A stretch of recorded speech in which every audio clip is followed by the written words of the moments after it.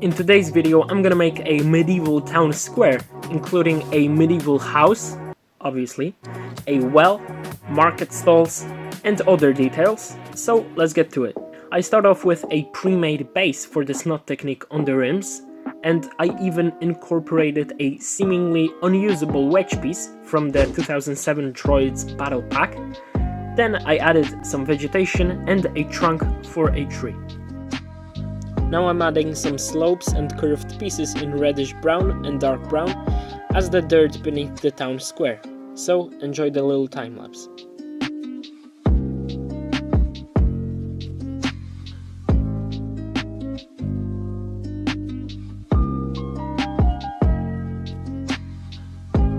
After finishing the rims, you can see I added grey slopes, which will be the pavement in the town square. I'll make it out of loosely placed curved pieces, which look like rocks, and around them I'll place tiles, cheese slopes, or even grills in a darker color, resembling a mortar or some kind of filling in between the stones. And because I was figuring out on the go how the rocks should be arranged, it was a very time-consuming process, so we're gonna skip to the end result. And I'm really happy with it, even though it took me almost 4 hours. I added dirt on the sides of the streets, as well as some plants growing in between the cracks to fill the empty spots. And in the rocks themselves, I incorporated a little bit of sand blue and dark tan pieces for texturing. Now, unfortunately for me, this is just our base. We still have to do the whole medieval part. So I'm gonna start with a house right here, then a second one, and a well in the middle. I start by building the first house, which in the medieval times used to have the foundation made out of stone.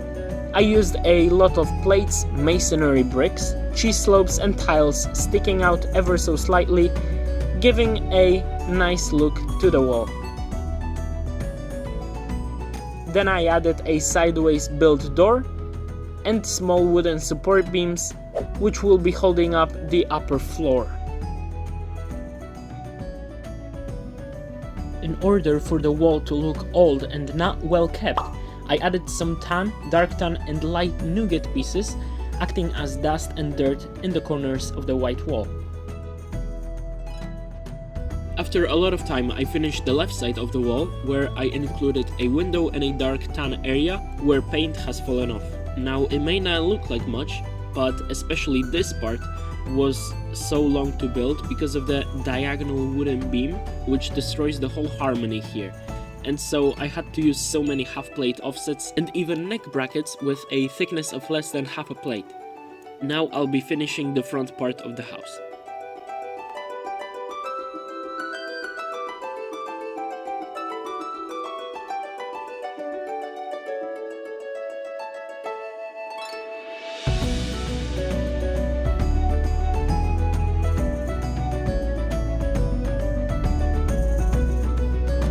To the side of the wall, I wanted to add a sign indicating a restaurant here. Now we're gonna make the attic, and of course the roof itself. It's gonna be made out of plates and tiles in medium nougat and dark tan.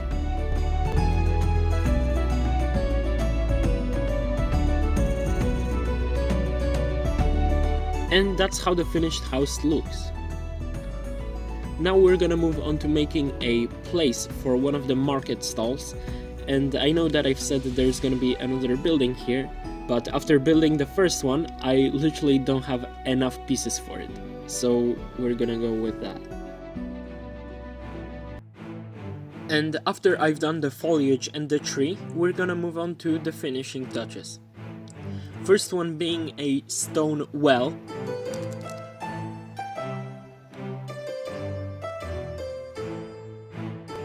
Then we have the first market stall with some fish on display, box of pumpkins, and other stuff.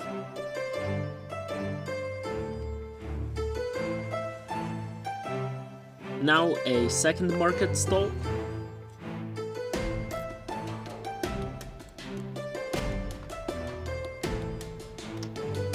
And finally, it's time for all the minifigures that are gonna populate this city.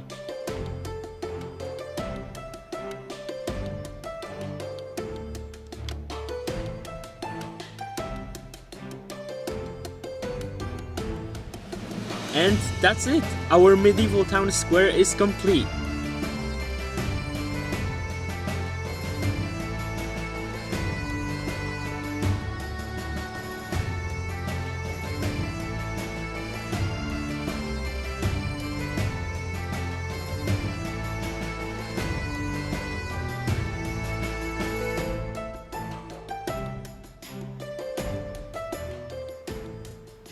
So thank you so much for watching this video. If you have any ideas, leave them down in the comments. But until, I'll see you in the future.